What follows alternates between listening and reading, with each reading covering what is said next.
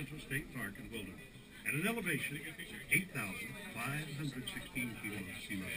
We'll travel over 2.5 miles of cable by 12 miles measured. At the top, the temperature averages some 40 degrees cooler. The wildlife will change, and the trees, flowers, and shrubs will be different. We'll travel over 5 towers. The tallest is 127 feet, much the same as a 21-story building. It's the only tower accessible by road. All other towers and the mountain station had to be constructed by transporting workers and materials to the various sites by helicopter. With the new rotating tram cars, the improvements included new cables, drive system, and the removal of some 1,000 cubic yards of rock. We'll see survey marks on the rock face during the trip that indicates where rock removal was required. The new cables are the first in the Western Hemisphere to rotate 360 degrees, and the largest in the world. We're now high machine cables. Once the summer home on La Caliente Valley to Evening.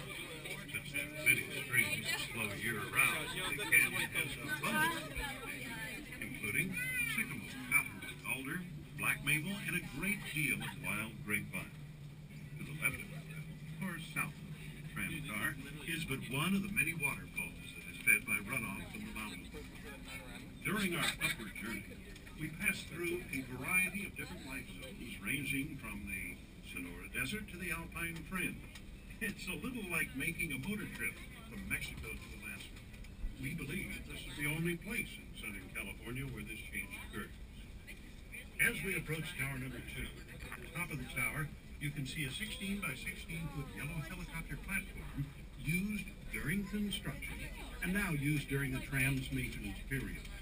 Additional platforms will be seen on the remaining towers further along our journey. As you no doubt already noticed, we experienced a swinging motion as the tram car transitioned from the track cable over the tower saddle and back to the track cable. This motion is the result of the car moving from the flexible track to the rigid tower and back to the flexible track. The original tramway was designed and built by the Von Roll Company of Bern, Switzerland, and all moving parts and cables are Swiss-made. The towers are American-made. There's a total of 27 miles of various size cables to support movement and communication of the tramway. They weigh just under 9 pounds a foot, with each of these track cables 13,500 feet in length. Therefore, weigh a total of 160 tons. The halfway point on our trip is reached between towers 2 and 3. This happens past weather journey. While it appears that the downward car is traveling much faster than we are, it's actually moving at exactly the same speed. It must, because both cars are tied together by the hauling cables, which move with the car. You see, the drive system at the Valley Station is pulling that car down, and in turn is pulling us up. The two cars are 34 feet apart. The Palm Springs Aerial Tramway was first conceived in the early 1930s by a young electrical engineer, the late Francis Crocker, who to this day is known as the father of the tramway. The original tramway was completed in September 1963 after some 26 months of construction at a cost of $8.5 million, all financed from the sale of revenue bonds. In April of 1998, the Palm Springs Aerial Tramway contracted with the Von Roll Tramways to undertake the construction and the installation of these new rotating tram cars, one of which you are riding, at a total cost of, well, just as in the very beginning. No tax dollars were used, and the cost of construction and the operation of the tramway depends solely on its revenue. Hold on for Tower 3. Tower 3 has the biggest swing.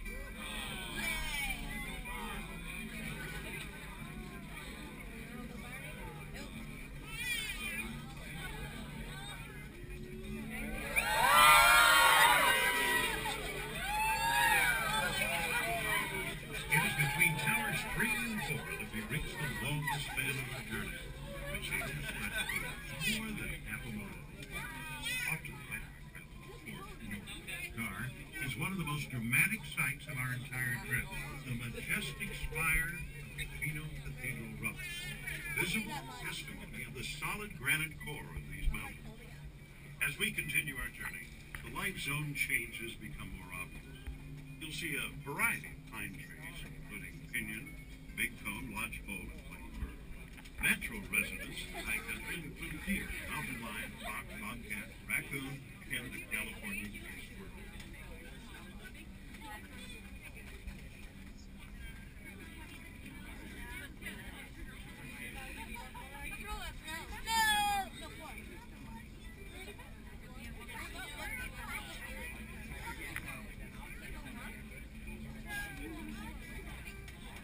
The smallest of the 5 towers is tower number 4, 57 1/2 feet tall, located at an elevation of 7,576 feet below. There, the view is truly spectacular. I can smell the air now.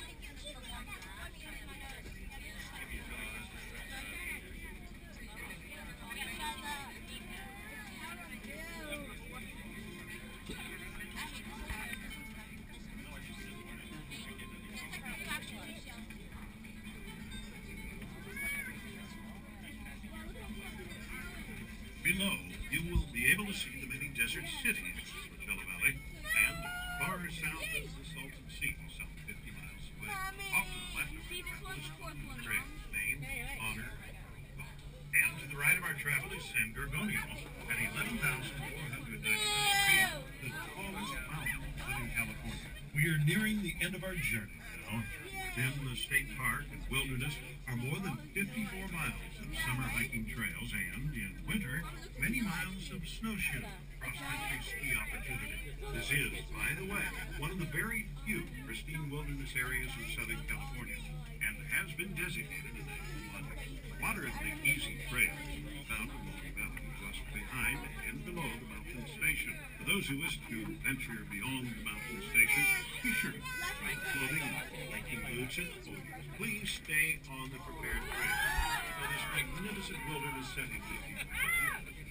In the mountain station, you'll discover the top of the tram restaurant with one of the finest panoramic views of the West. A cocktail is available, as well as a gift and apparel shop. A video on the construction of the tramway and its renovation is shown in the small theater area. From the first deep snow till spring, the Adventure Center is in operation with snow tubing, snowshoeing, cross-country ski equipment. Continue holding on. We might bump the sides as we come to the dock. If you're looking at the building, the entrance is going to be